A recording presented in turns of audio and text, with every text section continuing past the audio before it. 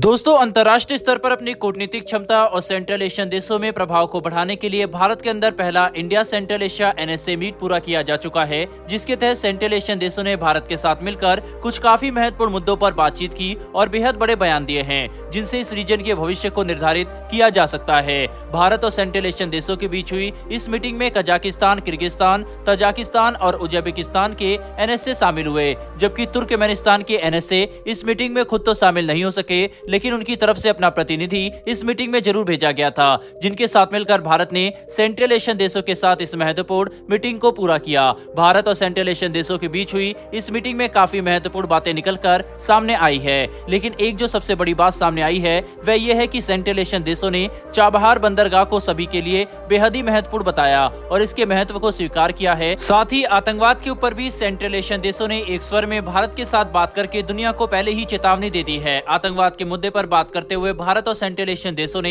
एक साथ मिलकर इस बात का ऐलान किया है कि वे अफगानिस्तान में पैदा हो रहे आतंकवाद के खतरे को स्वीकार करते हैं और वे ये मानते हैं कि अफगानिस्तान की धरती का इस्तेमाल दुनिया भर के आतंकवाद फैलाने के लिए किया जा सकता है। यही वजह है कि इस पर विश्व के सभी देशों को मिलकर एक्शन लेना होगा। रेफरेंस के लिए आप आर्टिकल का स्क्रीनशॉट आप अपनी स्क्रीन पर देख सकते हैं। वहीं पर चाबहार बंदरगाह पर बात करते हुए इसके महत्व को स्वीकार किया गया है और इसके तहत रीजनल कनेक्टिविटी को बढ़ावा देने के लिए भी काफी महत्वपूर्ण फ्रेमवर्क तैयार किए जाएंगे, ताकि भविष्य में भारत सेंट्रल एशियन देशों तक आसानी से पहुंच सके और दोनों रीजन का व्यापार तेजी से बढ़े, जिसके लिए इस मीटिंग की शुरू होने के पहले भी भारत के एनएसए अजीत डोवल ने यह बात साफ तौर पर कही थी कि इस मीटिंग के दौरान सेंट्रल एशियन देशों और भारत के बीच में कनेक्टिविटी को बढ़ावा देना एक टॉप प्रायोरिटी का मुद्दा होगा। दोस्तों, आपको ये बात जानकर काफी हैरानी होगी कि आकार के मामले में सभी पांचों सेंट्रल एशियन देशों को मिला दिया जाए तो ये देश भारत से भी काफी ज्यादा बड़े हैं। सेंट्रल एशियन देशों का कुल एरिया वर्ग 40 लाख वर्ग किलोमीटर का है, लेकिन इनकी जीडीपी मात्र 300 बिलियन डॉलर की है और इन देशों का यह हाल तब है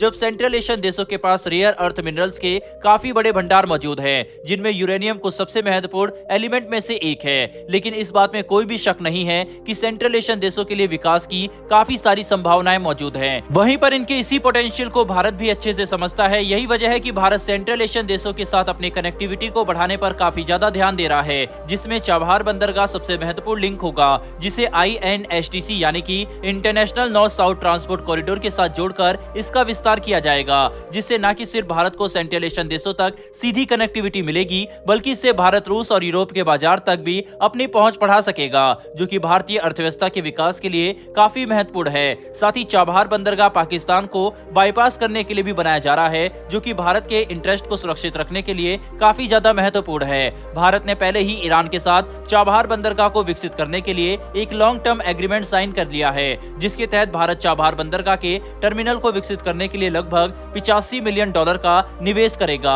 और इस बंदरगाह पर क्रेन और दूसरे शिपिंग उपकरणों के विकास और निर्माण के लिए लगभग 24 मिलियन डॉलर का निवेश किया जाएगा। रेफरेंस के लिए आप आर्टिकल का स्क्रीनशॉट देख सकते हैं। यानी कि भारत द्वारा चाबहार बंदरगाह को विकसित किए जाने वाले निवेश को समझने की कोशिश करें तो भारत ने लगभग 100 मिलियन डॉलर से भी ज्यादा का निवेश करने की योजना बनाई है, जिसे आगे जाकर यहीं तक सीमित नहीं रखा जाएगा। साथ ही भारत ईरान के दूसरे सेक्टर और सेंट्रल एशियन देशों के विकास के लिए भी जो निवेश कर रहा है उसे भी अगर जोड़ दिया जाए तो भारत आने वाले समय में कई बिलियंस डॉलर का निवेश करेगा, ताकि सेंट्रल एशियन देशों तक भारत की कनेक्टिविटी सीधी और सुरक्षित बन सके। इसीलिए सेंट्रल एशियन देश भी इस बात को अच्छे से समझते हैं कि चाबहार बंदरगाह और INSTC जैसे बड़े प्रोजेक्ट न कि सिर्फ भारत और ईरान के लिए महत्वपूर्ण है, बल्कि इससे सेंट्रल एशियन देशों का भी भविष्य जुड़ा हुआ है, जो कि इन देशों में गरीबी को दूर करके आर्थिक विकास की लहर ला सकता है, जिससे हर देश का फायदा होगा। और इसी आर्थिक विकास को हासिल करने के लिए भारत और सेंट्रल एशियन देशों के एनएसए के बीच हुई ये मुलाकात पहली कड़ी है। तो दोस्तों, इस बात से कोई भी इंकार नहीं कर सकता कि सेंट्रल एशियन देशों का विकास भारत के लिए भी काफी ज्यादा महत्वपूर्ण है, जिससे न कि सिर्फ इस पूरे रीजन में स्थिरता आ सकेगी,